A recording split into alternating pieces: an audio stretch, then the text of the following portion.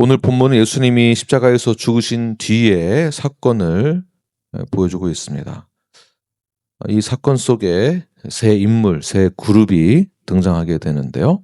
세 그룹이 각각 어떻게 반응을 하였고 우리는 앞으로 이 본문을 통해서 어떠한 반응으로 주 앞에 나아가야 하는지를 함께 나누기를 원합니다. 첫 번째, 예수님 편에 섰던 아리마대 요셉을 볼 수 있는데요. 57절과 58절 말씀을 함께 읽겠습니다. 시작. 저물었을 때에 아리마다의 부자 요셉이라 하는 사람이 왔으니 그도 예수의 제자라. 빌라도에게 가서 예수의 시체를 달라 하니 이에 빌라도가 내주라 명령하거늘. 아리마대 요셉은 부유한 사람이었고 사내들인 공회의 멤버였습니다. 오늘 본문에서는 마태는 예수님의 그를 예수님의 제자라고 말하고 있는데요. 누가복음하고 마가복음에서는 요셉을 표현할 때 그는 의로운 자다라고 표현하는 것을 볼 수가 있습니다. 다시 말해서 그 사내들인 공회 멤버였지만 십자가에서 죽으신 그 예수님을 메시아로 믿었다라는 것을 볼 수가 있습니다. 당시 십자가에서 달린 그 죄수는 로마의 관소로 오게 되면 그냥 그대로 방치하는 것입니다. 방치해서 야생동물이 그 시체를 뜯어먹는 것을 사람들이 직접 눈으로 보게 하고 공포를 조장하게 하죠. 더 나아가서 시체를 이제 마를 때까지 그냥 둔다든지 하는 방식으로 관습상 그냥 시체를 방치하였습니다. 이것이 일반적이었는데 그 시신을 장사 지내기 위해서는 특별히 총독의 허락이 필요했습니다. 그런데 그때 아리마대 요셉은 안식일과 유월절을 앞둔 상황임에도 불구하고 정결함을 유지해둔 상태에서 시체와 접촉하려고 한다는 것은 종교적으로나 사회적으로 굉장히 위험을 감수해야만 하는 그런 상황에 놓여 있었습니다. 그러나 그때 요셉은 그럼에도 불구하고 빌라도에게 찾아가서 예수님의 시체를 요청을 하였고 빌라도는 그 시체를 큰 문제 없이 그냥 내어주게 됩니다. 이것부터가 예수님이 빌라도가 생각했을 때에도 큰 죄인이 아니다라는 것을 반증해주고 있는 것을 볼 수가 있죠. 다시 아리마대 요셉으로 돌아와서 이 요셉은 그가 선택한 그 결정이 그의 지위나 명예나 미래의 안전을 내려놓는 결단이었다라는 것을 볼 수가 있습니다. 그리고 그가 준비해 놓은 아리마대는 이제 지역 이름인데요. 정확히 오늘날 어느 지역인지는 정확히 알 수가 없습니다. 그러나 예루살렘 그 이외에 다른 지역에 있었는데 이제 예루살렘 지역에 땅을 사두었던 것이죠. 그것을 새 무덤이라고 표현을 하고 있고 그 새 무덤에 예수님을 모심으로써 자신의 소유와 소망을 주님께 모두 드리는 것을 알 수가 있습니다. 그 무덤을 샀다라는 것은 자신이 앞으로 오실 그 메시아가 도래했을 경우 그리고 자신이 죽었을 경우 그때를 대비하여서 미리 사놓은 그 새 땅을 새 무덤을 예수님께 전부 다 드린 것이죠. 자, 이 표현이 무엇이라고요? 자신의 소망과 그 소유를 모두 주님께 드렸다. 다시 말해서 예수님을 메시아로 여겼다라는 것이죠. 이러한 요셉의 신앙을 보게 되면 그 신앙은 계산된 신앙이 아니었습니다. 그러니까 예수님이 더 이상 자신에게 유익이 되지 않는 그 순간에도 그는 오직 예수님을 메시아로 여기며 예수님 편에 섰던 것을 볼 수 있는 것이죠. 하나님은 능력 있는 사람, 말을 잘하는 사람을 찾는 것이 아니라 진정으로 예수 그리스도를 나의 구원자로 믿는 자를 찾고 계시다라는 것을 볼 수가 있습니다. 네. 그러므로 우리도 신앙을 계산하듯이 신앙생활하는 것이 아니라 복음을 또한 부끄러워하는 것이 아니라 그 신앙이 말이나 능력으로 하는 것이 아니라 복음을 부끄러워하지 아니함으로 주 앞에 모든 것을 내어드릴 수 있는 그러한 신앙을 가지시는 여러분들 되길 바랍니다. 로마서 1장 16절 바울의 고백인데요. 함께 읽겠습니다. 시작. 내가 복음을 부끄러워하지 아니하노니 이 복음은 모든 믿는 자에게 구원을 주시는 하나님의 능력이 됨이라. 아멘. 아리마대 요셉처럼 용기 있는 그런 신앙의 자리에 나오시는 저와 여러분이 되길 간절히 축원합니다. 두 번째 그룹은 막달라 마리아와 다른 마리아를 성경에서 보여주고 있는데요. 61절 말씀을 함께 읽겠습니다. 시작. 거기 막달라 마리아와 다른 마리아가 무덤을 향하여 앉았더라. 지난주 말씀의 내용과 동일한 메시지인데요. 막달라 마리아와 다른 마리아는 예수님의 무덤 곁에 앉아 있었습니다. 그들이 과연 부활을 완전히 이해했기 때문에 예수님 곁에 있었던 것일까요? 절망의 순간에도 주님 곁을 떠나지 않았던 이 그룹을 한번 자세히 보시길 바랍니다. 제자들과 많은 사람들은 예수님 십자가에 달리실 때에 다 어떻게 했습니까? 도망갔습니다. 십자가 앞에서 마치 소망이 끊긴 것처럼 그들은 절망 속에 빠지고 도망갔습니다. 그러나 이 여인들은 모든 것이 다 이해가 되지 않았지만, 설명할 수 없었지만, 지금 눈앞에 보여지는 그 상황이 비참하게 보이긴 했지만, 그러나 끝까지 그 자리를 지켰던 것을 볼 수가 있습니다.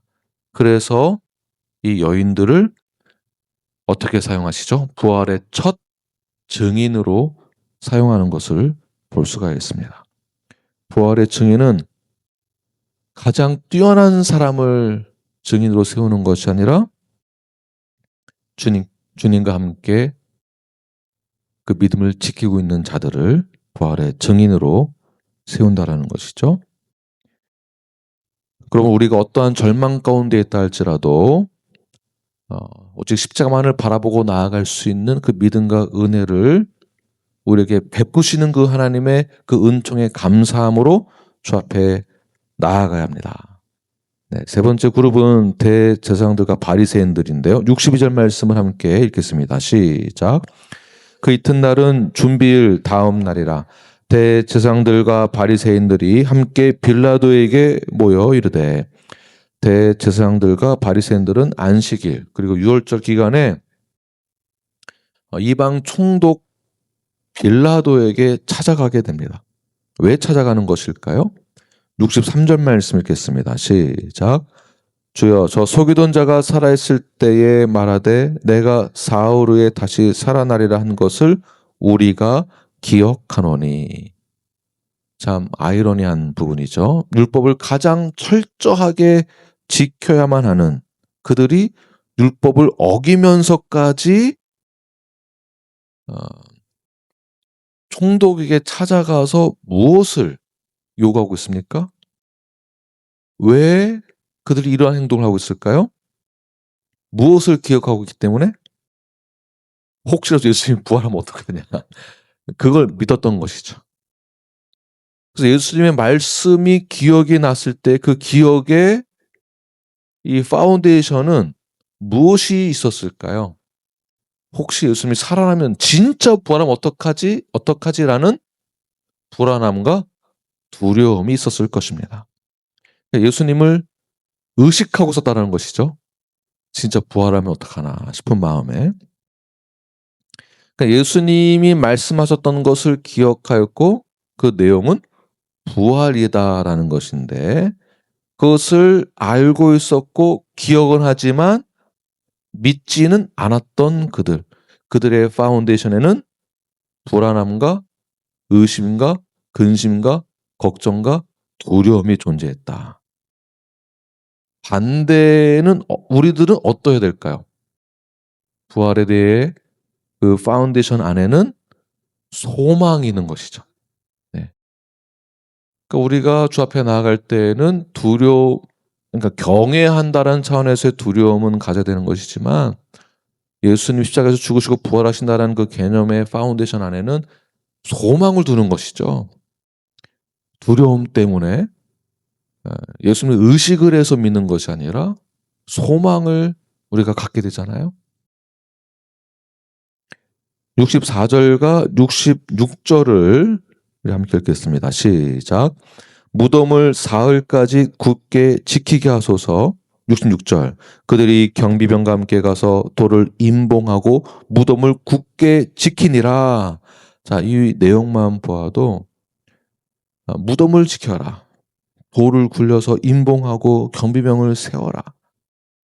자, 아무리 그들이 이렇게 한다 한들 부활을 막을 수 있을까요? 네, 막을 수 없는 것이죠. 그래서 이것은 부활을 막는 증거가 되는 것이 아니라 오히려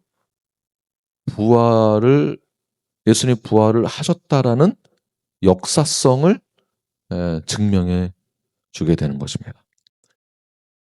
하나님의 놀라운 그러한 계획과 섭리를 한번 보시길 바랍니다. 하나님의 나라는 인간의 통제로 이루어지는 것이 아닙니다. 하나님의 나라가 인간이 통제한다고 해서 막히는 것도 아닌 것이죠. 그러니까 하나님의 나라를 인간이 숨기려고 하면 할수록 하나님의 나라는 더 드러나게 되는 것이고, 복음을 막으려고 할수록 어떻게 될까요?